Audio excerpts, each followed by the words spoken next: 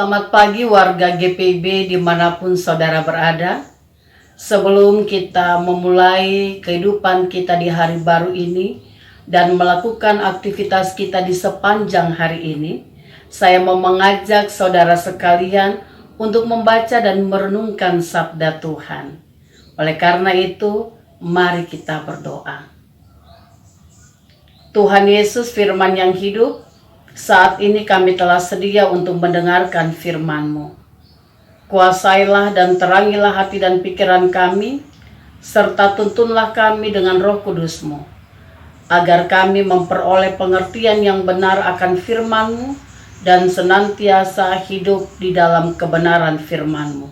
Dalam nama Tuhan Yesus, firman yang hidup, kami berdoa. Amin. Saudara sekalian, pembacaan firman Tuhan di pagi hari ini dari 2 Korintus pasal yang keempat, ayat yang pertama hingga ayat yang keenam.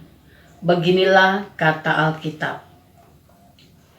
Oleh kemurahan Allah kami telah menerima pelayanan ini. Karena itu kami tidak tawar hati. Tetapi kami menolak segala perbuatan tersembunyi yang memalukan.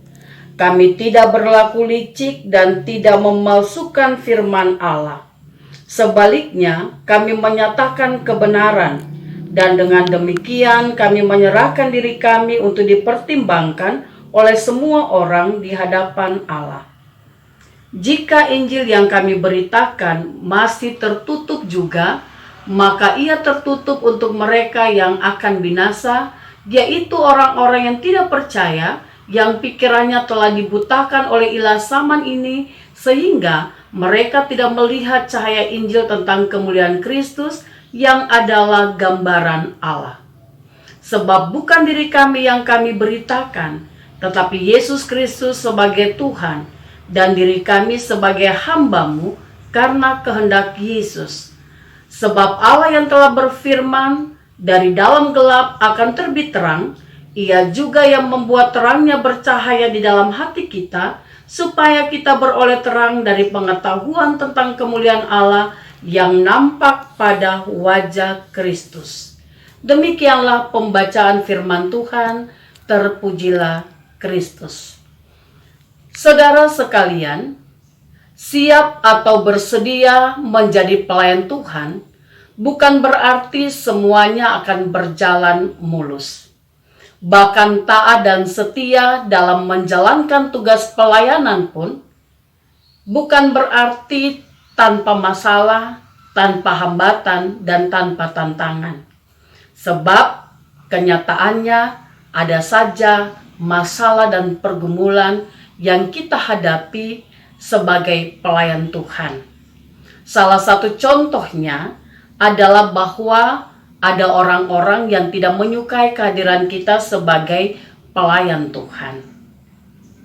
Orang-orang seperti ini akan dengan mudah menyebarkan berita miring tentang pribadi seorang pelayan.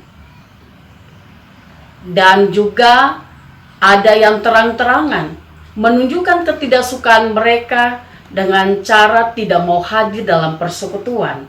Kalau yang melayani atau yang memimpin adalah orang yang tidak mereka sukai.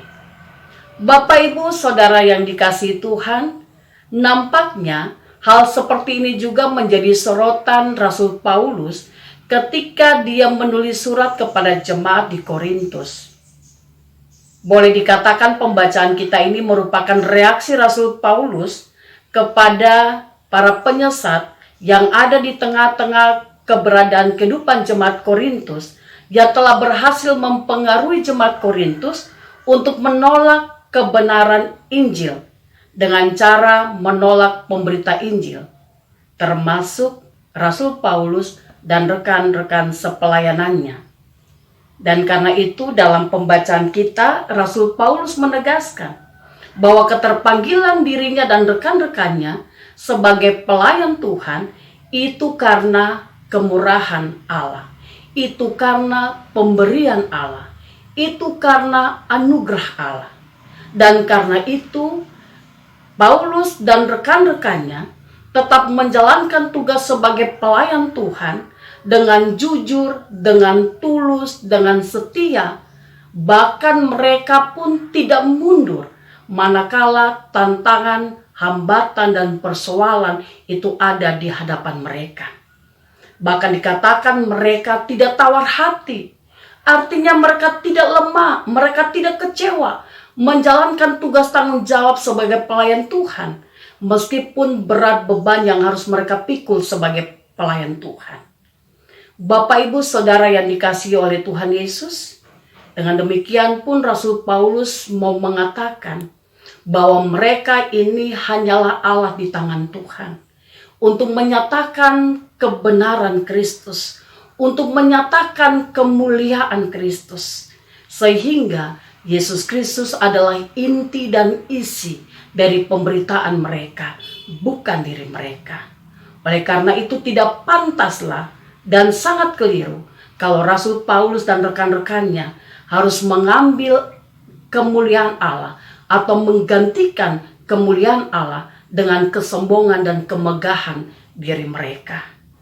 Bapak, Ibu, Saudara yang dikasihi oleh Tuhan Yesus, itu adalah realita dan kenyataan yang dihadapi oleh Rasul Paulus ketika dia dan rekan-rekan sepelayanannya harus betul-betul berada di tengah-tengah medan pelayanan yang penuh dengan tantangan dan perjuangan. Bapak, Ibu, menjadi seorang pelayan Tuhan memang tidaklah mudah. Seseorang harus bisa memberikan dirinya seutuhnya kepada Tuhan dan mau melakukan segala sesuatu yang menjadi kehendak Tuhan. Artinya bahwa kita harus menanggalkan ego kita. Kita harus mengedepankan apa yang menjadi kehendak Tuhan. Kita tidak bisa mencari kesombongan diri atau kita tidak bisa mencari kemegahan diri kita. Kita harus tetap menyatakan kemuliaan Allah melalui pekerjaan pelayanan kita. Menjadi pelayan Tuhan memang tidak mudah. Menjadi pelayan Tuhan tidak boleh dianggap sebagai sebuah keterpaksaan. Karena ketika menjadi pelayan Tuhan dianggap sebagai sebuah keterpaksaan, maka ketika persoalan atau pergumulan atau masalah datang, maka sudah pasti kita akan mundur dari pelayanan. Oleh karena itu, saudara-saudara yang dikasihi oleh Tuhan Yesus, melalui firman Tuhan di saat ini, saudara dan saya diingatkan oleh Rasul Paulus bahwa yang pertama, menjadi pelayan Tuhan itu adalah kemurahan atau anugerah Tuhan. Dan karena itu, kalau menjadi pelayan Tuhan adalah anugerah atau kemurahan Tuhan, maka hargailah. Jangan sia-siakan kesempatan untuk melayani Tuhan dengan tulus, dengan jujur, dengan rendah hati, dengan setia, dengan penuh rasa tanggung jawab. Hal yang kedua, menjadi pelayan Tuhan berarti kita memberitakan tentang Kristus, atau dengan kata lain, isi dan inti pemberitaan kita adalah Kristus, bukan diri kita. Sehingga kita tidak boleh menyombongkan diri ataupun memegahkan diri kita. Ingat, Yesus Kristus adalah hal yang paling utama dalam pemberitaan kita.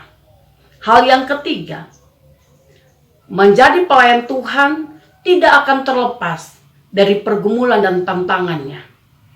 Karena itu, seberat apapun pergumulan yang saudara dan saya alami sebagai pelayan Tuhan, maka jangan pernah kita berhenti di tengah jalan. Jangan pernah kita mundur, tetapi maju terus dalam melakukan tugas pelayanan dengan sukacita. Sebab setiap perjuangan pelayanan yang disertai dengan rasa syukur dan setiap tetesan air mata yang disertai dengan penyerahan diri yang total kepada Tuhan, maka semua pekerjaan pelayanan yang saudara dan saya lakukan tidak akan pernah kembali dalam kesia-siaan. Sebab Tuhan Yesus selalu ada untuk menolong dan menopang saudara dan saya. Oleh karena itu, sebagai orang-orang yang dipercayakan oleh Tuhan, atau sebagai orang-orang yang dilibatkan oleh Tuhan dalam pekerjaan pelayanannya, maka lakukanlah pekerjaan pelayanan itu dengan selalu mengarahkan pandangan kita kepada Tuhan. Maka segala sesuatu akan berjalan dengan baik, menjadi berkat bukan hanya untuk kita, tetapi untuk orang banyak, dan terlebih untuk hormat dan kemuliaan nama Tuhan. Tuhan Yesus memberkati. Amin. Saudara-saudara yang dikasihi oleh Tuhan Yesus, mari untuk mengakhiri perenungan kita di hari ini, maka saya mengajak semua kita untuk berdoa. Tuhan Yesus, terima kasih untuk firman yang sudah boleh kami baca dan kami dengarkan. Firman Tuhan boleh menguatkan kami sebagai orang-orang yang dilibatkan oleh Tuhan dalam pekerjaan pelayanan. Ajarlah kami dan tuntunlah kami untuk selalu melayani Tuhan dengan penuh kesetiaan, jujur dan tulus. Dan biarlah kami dikuatkan untuk menghadapi berbagai macam tantangan dan pergumulan dalam pelayanan ini. Bersama dengan Tuhanlah, maka segala sesuatu dapat kami lewati dan kami atasi. Yang terpenting bagi kami adalah bagaimana kami selalu menempatkan Tuhan di atas segala sesuatu. Tuhan Yesus, terima kasih. Dan kami mau menyerahkan seluruh perjalanan kehidupan kami sepanjang hari ini dengan semua aktivitas dan pekerjaan yang akan kami kerjakan. Kiranya Tuhan memberkati kami semua. Di dalam nama Tuhan Yesus kami berdoa. Amin.